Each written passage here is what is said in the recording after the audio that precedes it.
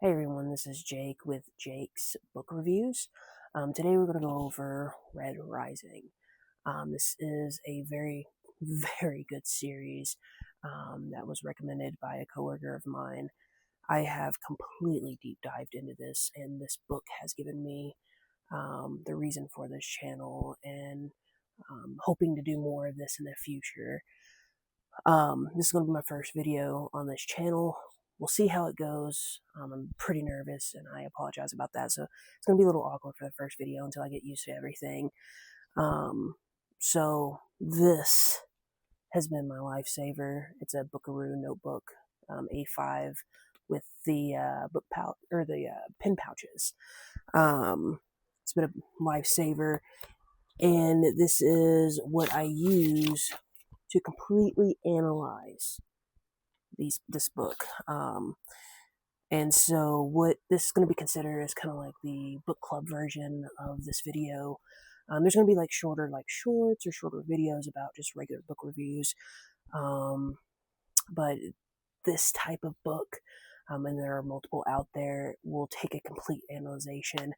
And then it's going to be the whole series. It's going to be front to back of this book. So I really hope you enjoy, and let's dive into it. So with Red Rising, it's by Pierce Brown, very good author. So we're going to go kind of into the color hierarchy and how this plays out. So number one is gold. This is going to be the top tier. They're the rulers of society. Silver, financiers and businessmen. White are clergies. I don't honestly know how to pronounce that, to be 100% honest with you. And judges. The fourth tier is copper, which are the administrators, lawyers, and bureaucrats. Blue, they're the starship pilots and bridge crew. Yellow, doctors and researchers. Green, programmers and technicians. Then we have violet, what is the artisans and other creatives. Orange, mechanic and engineers. Gray is regular soldiers and police. Brown, servants, cooks, janitors. Obsidian is elite soldiers and bodyguards. Pink, they're the pleasure slaves and social functionaries. And then you have red, which is the manual laborers and miners, as in digging, not like children. So in the first chapter, we're kind of getting into this. We're going to be introduced into the world of Darrow, who is a hell diver for Clan Lambda of Lycos on Mars. So you have your clan. So you have like Lambda, Gamma, things like that. Lycos, kind of like a city, and then Mars, of course, the planet. He ended up being married to Io when he turned 16. Io had the opportunity at 14, which is the marriage age for women, but she decided to cut her rations on her food and things like that for her family and herself to be able to marry Darrow, which turned 16 and he turned 16. They grew up together, they're best friends, they're in love. It's just how that works. So Darrow is a red, so he's a miner. So a hell diver is like the leader of these miners. And so they're mining what's called helium-3. So the significance of this helium-3, it's the primary source that powers the entire solar system, whether it be for civilization, starships, technology, planetary terraforming. Terraforming is going to be the main thing of this whole ordeal that we're going to get into. Mars is, we're trying to terraform Mars, right? That he's a miner, that's what they're trying to do. But it also kind of serves as this ultimate tool of oppression, which we'll get into later. So there's a great lie that we'll come into later about kind of what the society, which is like the rulers, the gold, tell the reds. Their brutal work in these dark mines serve as a purpose. paving the surface for humanity's future. But again, it serves as like this oppression, and it will definitely get deeper as we go along.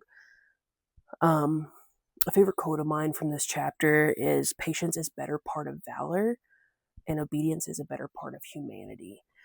Um, and it's an oppression tactic. And of course, we'll get into that further on. We also learn about what's called the laurel. And this is like a kind of like a party, but it's a prize given to the clan who mines and harvests the most helium-3 in a certain given time. So you're getting better medicine, better food, and spices. And this is what Io, which is Darrow's wife, calls like the carrot that the society dangles. So kind of more of work hard, do not play hard, just so you can feed your family. It's pretty terrible, to be honest.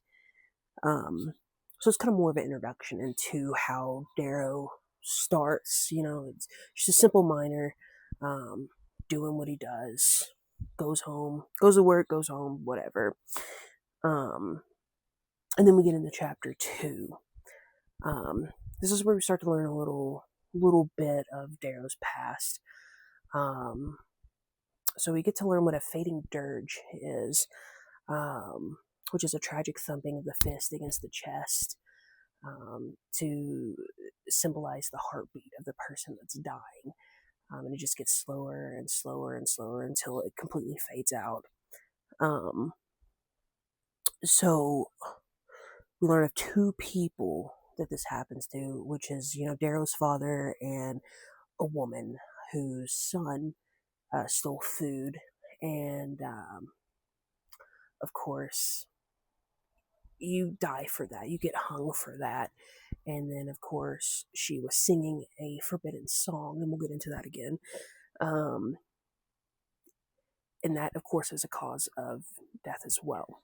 So we're going over that fading dirge, and learning that, that is, punishable by death, which is the song and the dance, and the fading dirge is the thumping, to imitate the heartbeat.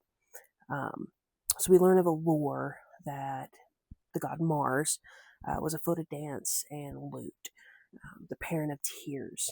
The society doesn't care about dance or song, except for there's one dance and one song that is punishable by death. And of course, we'll kind of get into that as the chapter goes along. Darrow is starting to talk about his love for Io. He goes, "Without me, she would not eat, and without her, I would not live." This is a slow introduction to Darrow's feelings for Io, and leading up to this tragedy that launches the story forward, which is a catalyst, if you will. Another example in this chapter about Darrow's feelings for Io is, quote, "She may tease me for saying so, but she is the spirit of our people. Life's dealt us a hard hand. Or to sacrifice for the good of men and women we do not know. Or to dig, to ready Mars for others. That makes sense of us nasty-minded folks. But Io's kindness, her laughter, her fierce will is the best that can come from a home such as ours." And this is when we get into chapter 3. And again, we will go over the punishable by death, dance, and song. We see an introduction of the Sons of Ares, who are bringers of chaos. They are considered a terroristic group who are condemned. The way it's talked about, you can tell it will be relevant later on. It's kind of just like slam right in your face, and then doesn't talk about it until later on, type of ordeal, which is usually how that goes. It also states that there are no Sons of Ares in Lycos, which is technically the city that Darrow lives in. The Sons of Ares think that the lower colors, mainly reds, are mistreated, so they bomb. And this is all played on the HC, which is the hand cam, which are kind of just like placed all over the town. I I want to say it's almost similar to Hunger Games, probably on a smaller, but like when you have who's dying or whatever, I kind of want to think that it's almost similar, just kind of like in your face. It's not a TV; it's just kind of like a hollow projection, and I think it mentions that it's a hollow projection.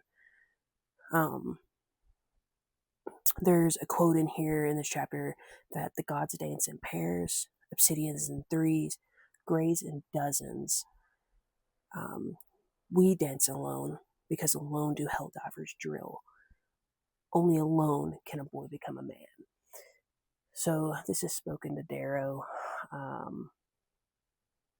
It feels kind of lonely that they're reds. They don't really have any interaction with any other color unless, in trouble or, things like that. They're kind of just to live and mine and hunger and thrive, try.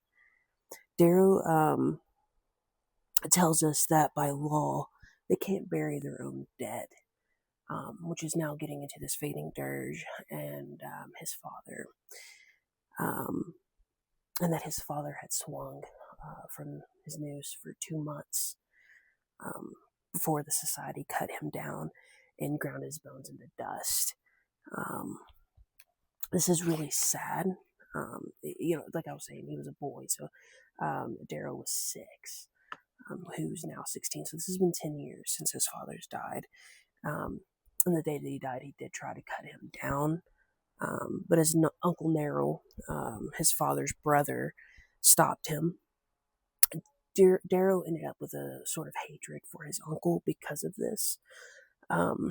His uncle's like a drunk now, and he's not that old. I think he's in his 30s. So, but in Red Rising universe here,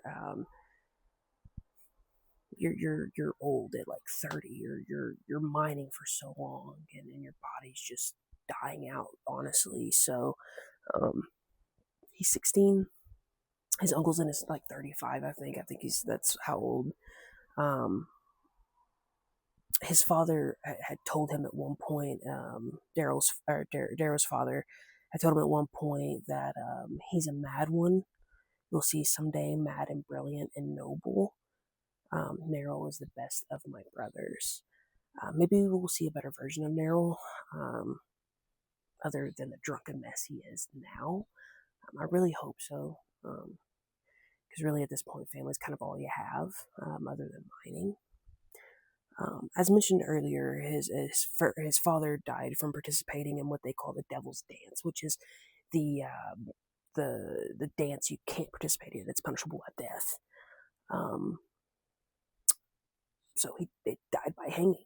He got hung, and you'll learn this later on. Which I always wondered why they wrapped their arms around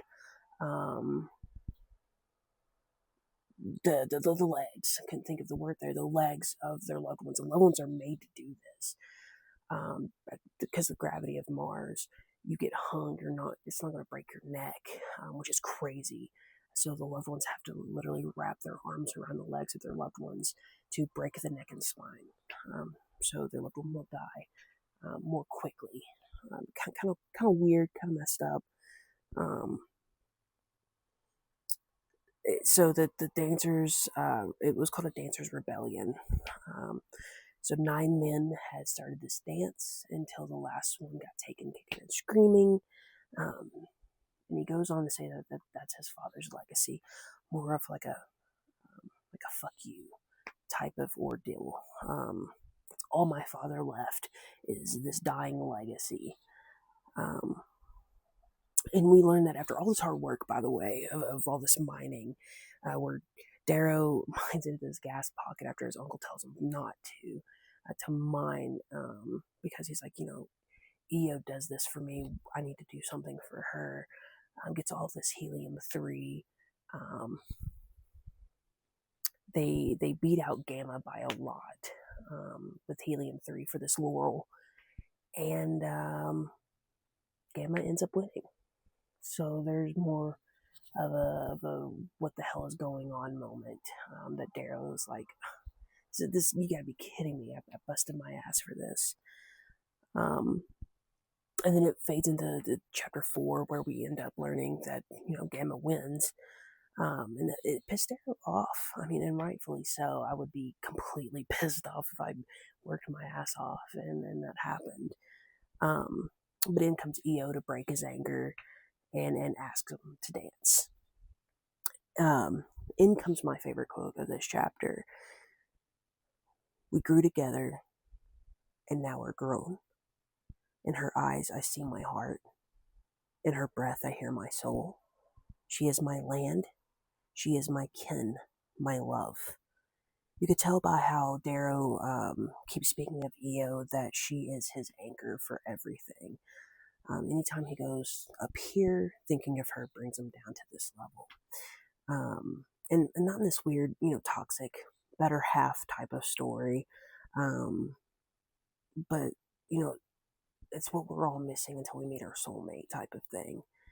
And he basks in the fact that EO hates the society more than he does.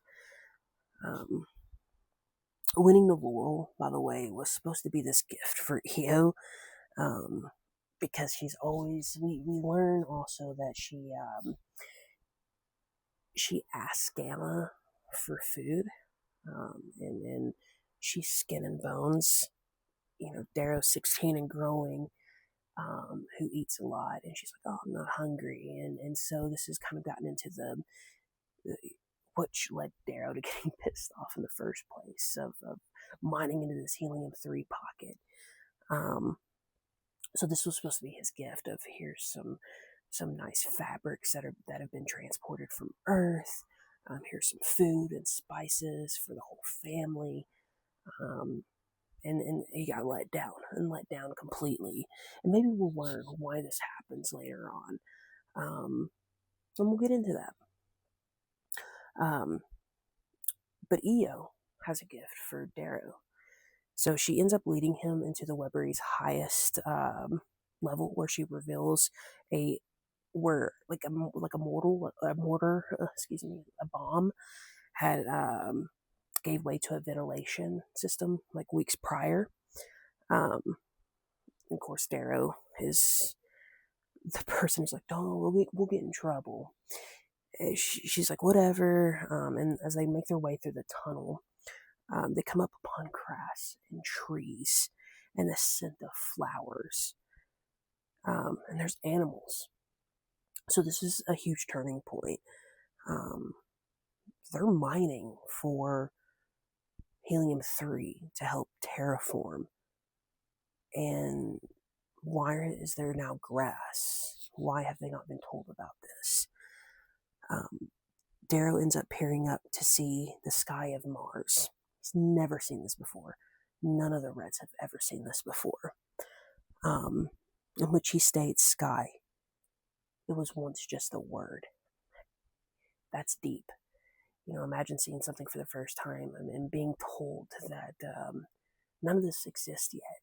Like, the sky does exist, but they've never seen it. They've never been able to go above.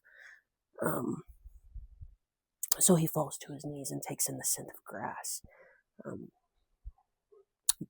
EO and Darrow start to argue over what they are. And by what they are, I mean, like, not just Reds, but they could be something more. EO believes that they are slaves to the society, to which Darrow responds with, "You may be a slave, but I'm not. I earn my keep. I earn my money. I earn my food." And EO calls him a talking puppet.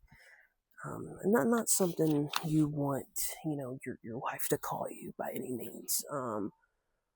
But basically speaking on behalf of the society and what they tell him, he believes wholeheartedly. EO tells Darrow that she loves him because he has a brain. Like, use it, think. He is smart and has gifts. She wants him to use his gifts to own the land. Um, she said, owning the land, our land, it's worth the risk. Darrow responds to Io with, how much a risk? What am I willing to offer for this? Or what are you willing to offer for this? And she replies, your life, my life. Io is willing to risk it all. She's willing to risk everything. My favorite quote from Io is, speak and they will listen. It's that bloody simple. All ears yearn for a voice to lead them through the darkness. It's very important. It's a very important to know for later on. So they continue to argue back and forth. They're arguing. They're snipping at each other.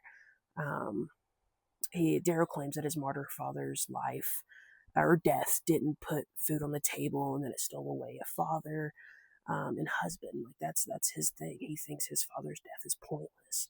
It didn't do anything, didn't change anything. He danced a forbidden dance and died. That's it.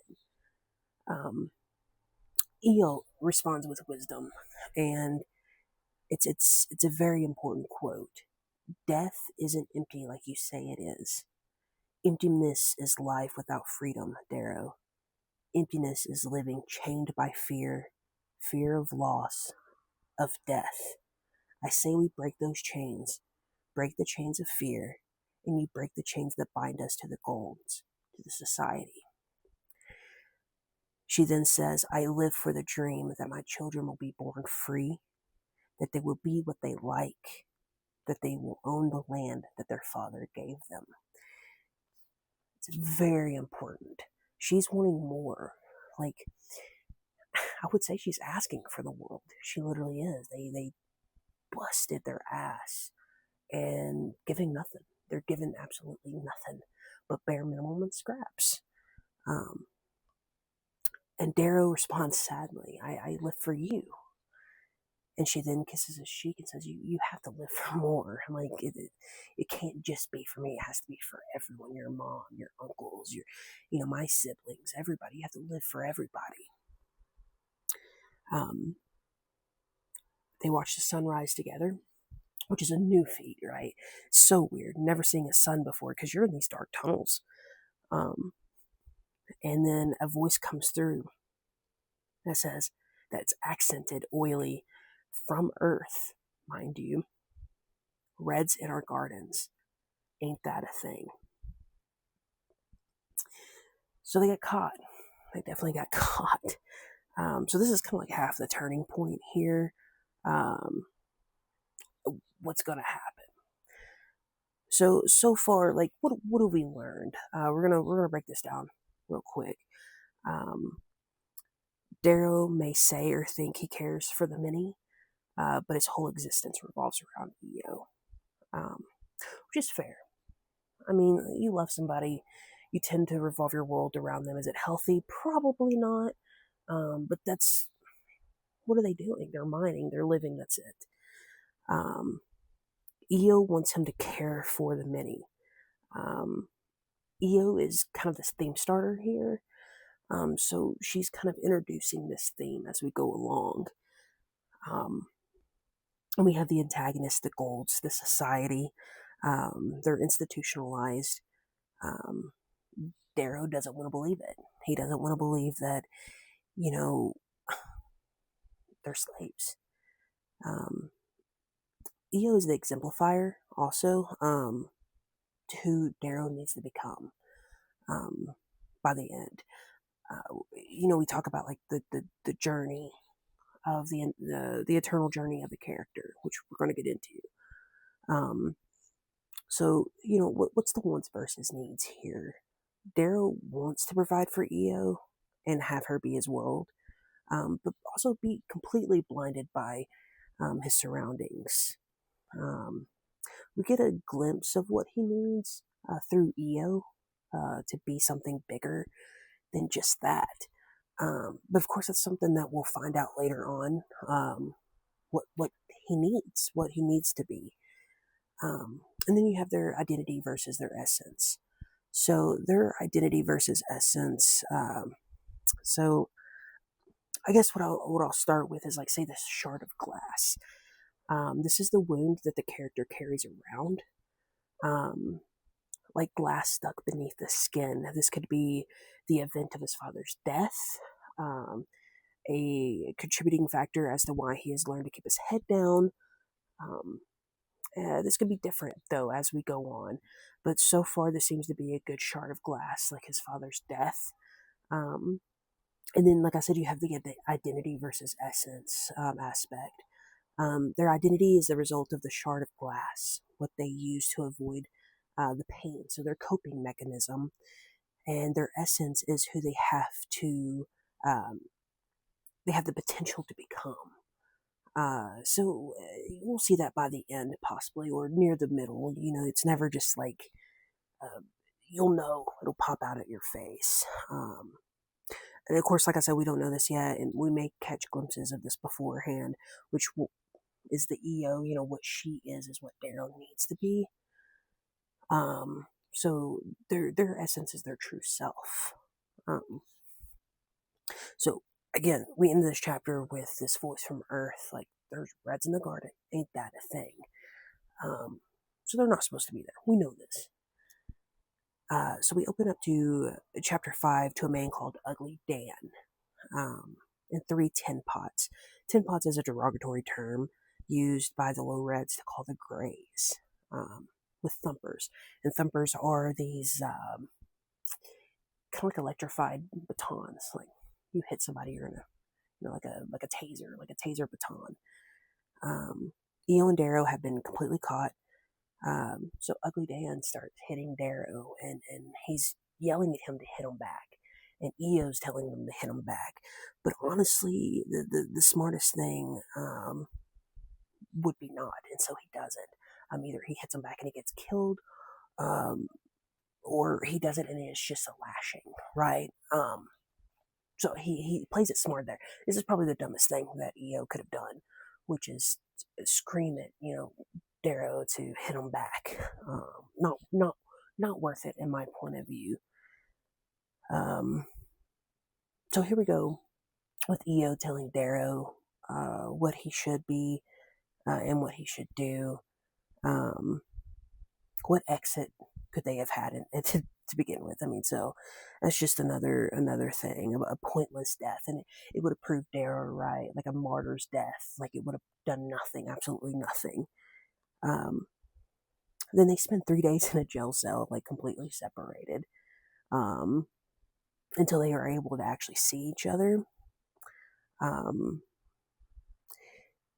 They embrace, but something's off. Eo's eyes and words that she is about to speak feels like a goodbye. It, it makes Darrow a little uneasy. And when reading this, it really made me uneasy as well. She whispers for Darrow to break the chains. Then they are ripped apart. So they end up putting Darrow in his fry suit, and the fry suit is the suit that they wear to mine. And drug into the center of the common that's surrounded by his clan, his family, kin. This is where Magistrate Pogonus is crying out about order, discipline, and law. So this is who's not necessarily performing, but agging on this punishment. When Darrow looks up, he sees a gold. He describes the gold as what angels would be like. He mentions this gold has a scar across his right cheekbone that's only borne by the finest of golds. They are called the Peerless Scarred, and the Peerless Scarred are the men and women who have graduated from the Institute. That's where they learn the secrets that will permit mankind to one day colonize all the planets of the solar system. So these are the people that know all the secrets. No one else does. There's specific golds, and then there's golds. The Peerless Scarred know everything versus the golds that just have fun, do nothing. They're rich. They can eat whatever they want, whatever. Literally do everything on the backs of the Reds. The gold ends up being Nero, the arch governor of Mars. Darrow says the Arch-Governor of Mars has come to see me flogged. Nero Augustus has 2 elite bodyguards, in which are obsidians, and Darrow calls them crows, which is another derogatory term. And then he goes on to describe these crows. I was born to mine the earth. They were born to kill men, more than 2 feet taller than I, 8 fingers on each massive hand. They breed them for war, and watching them is like watching cold-blooded pit vipers who infest our minds, reptiles, both. Darrow ends up getting lashed 48 times, in which he says it's a show. It's all a show for their power. After the lashing, they bring out Io. Magistrate Podginus then says, even the young, even the beautiful, cannot escape justice. It is for all the colors that we preserve order and justice. It is for, without we would find anarchy. Without obedience, chaos. Man would perish upon the irradiated sands of earth. He would drink from the blasted seas. There must be unity. Furthermore, let there be justice. Let justice be done, sorry. It is time for Io to be whipped. Darrow stated that no one was offended that he was bloody and beaten, but Io comes out and cries can be heard. When they whip her, it's hard for him to watch, but he can't abandon Io. He begs to have the lashings instead of her, but there's something in her eyes that terrifies Darrow. Fight. She has fight in her eyes.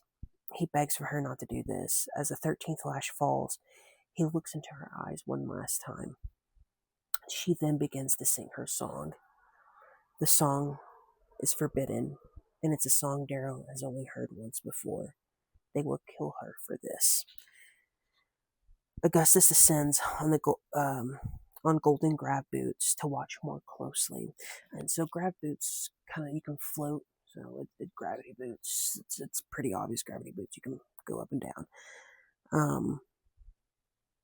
Let her sing, he says to Podginus, not bothering to hide his fascination. Podginus begins to interject, but Augustus then says, no animal but man throws themselves willingly into the flames, copper. Relish the sight, you'll not see it again. Darrow has never seen Io more beautiful to him than in that moment. He listens to her song, the song she chooses to die for. My love, remember the cries. When winter died for spring skies, they roared and roared. But we grabbed our seed and sowed a song against their greed, and down in the vale. Hear the reaper swing, the reaper swing, the reaper swing. A tale of winter done, my son, remember the chains when the gold ruled with iron reins. Reward, reward, twisted and screamed, for ours a veil of better dreams. Augustus begins to mock her by saying a quaint tune, but is that all you have? He seems to not only be talking to her, but the whole crowd as well. Podginus says, alas, your excellency, we find the girl alone in her zealotry.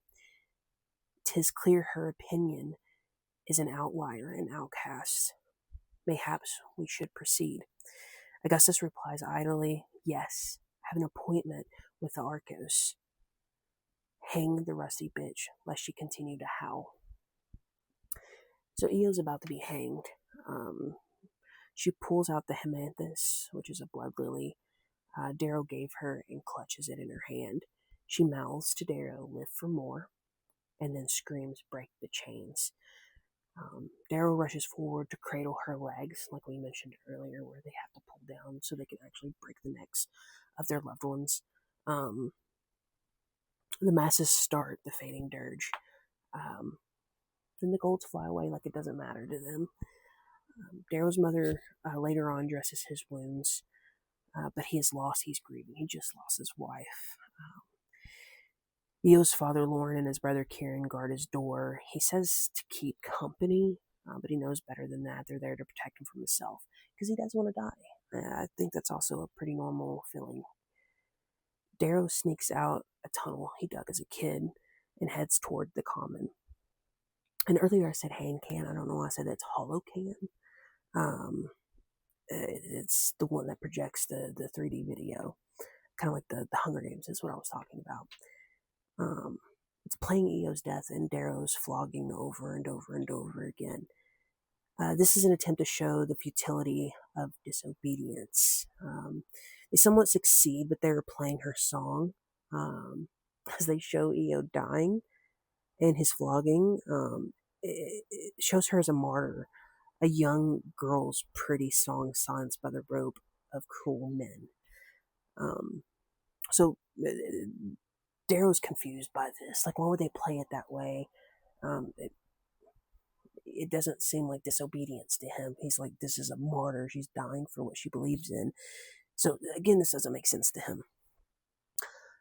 As he makes his way into the common, his uncle appears and steps in front of him.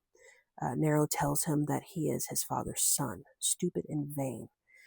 Darrow asks if his uncle is there to stop him. So he's planning on cutting Eo down, right? He's ready to die for this. Darrow isn't necessarily there to stop him, but to mainly console him. Maybe there's something, underneath what he's wanting. Maybe to shove him towards doing that. She left me, just left me. So just desperation at that point. She just left me. Didn't care. Seemed selfish in the time. To which his uncle replies, must have had a reason. Not a dumb girl, that one. He then wraps an arm around Darrow and kisses the crown of his head as tears come down. Darrow says that Darrow isn't a man of affection and that he is weathered for 35 years old. So I was correct, he's 35. Darrow says to Darrow, tell them hello for me in the Vale, give my brothers a toast, and my wife a kiss, especially Dancer. Darrow is telling Darrow to tell the deceased family members hello because of what he is about to do. He doesn't know who Dancer is. He's never heard of Dancer before. So this will possibly lead to his execution. Break the chains, right? This will lead to his execution. Let's be honest here. This is a big no-no. You're not allowed to cut down your family members. So yeah, he cuts Eo down, carries her in silence to the Webbery, and they go through the ventilation duct. He goes on to say that the women will not gossip about where he buries her body. That is the ultimate act of love. Eo's silent requiem. Darrow digs a hole near the base of a tree. He sobs, kisses her lips, and holds his body to hers until he sees a red sun rising. So he basically holds her all night long. He's crying, he's grieving before he buries her. When Darrow returns, Eo's brother strikes him across the face, and rightfully so. He's pissed off. He's like, my sister's dead, now you're dead. It's more of an emotional stance, right? His mother's crying, and Eo's father slumps against the wall. It states in the book that they think that they felled him. I can get why they feel that way, but honestly, it's a grieving husband, right? His wife just died. For absolutely what he feels like is nothing, right? It's not like they stole food. It's not like they killed anybody. It's a song, right? When Darrow finishes his meal, Ugly Dan, who we had seen previously when they were found in the garden, that hit Darrow across the face, and Eo's telling him, hit him back. He comes in to tell him that he will be hung before a full assembly at 9 the next morning. So this happens all fast. He's going to be hung at 9 in the morning. He then calls Dio up, who is Eo's sister, and asks what Eo's last words were. So when Eo was hung, she got to have her last words, and she ended up whispering into Dio. Of course, no one heard. She looks to her mother, who shakes her head no. He thinks there is a secret they aren't telling him. This takes place the next day, as they give him his last words, by the way. It's kind of a weird like transition in the book. So he has his last meal. Ugly Dan says, "Hey, you're being hung the next morning." Like all this is happening so fast, which is the transition, anyways. Um, so he calls Dio up. That's his last words, is to ask, and then she doesn't say anything other than that she loves you. That was it. The floor beneath Darrow opens. His body falls. Rope flays his neck. His spine creaks. He hopes they do not bury him. That's it. He's hung, right? So that ends up being part one. Thankfully, this book is in parts. So that was completely part one. So what are your thoughts? Let me know. Again, I this is my first video. I'm very nervous. As it goes on, I will definitely get better. So yeah, tell me what you think, what your predictions are, and then next week we'll go into part two. Y'all have a good one.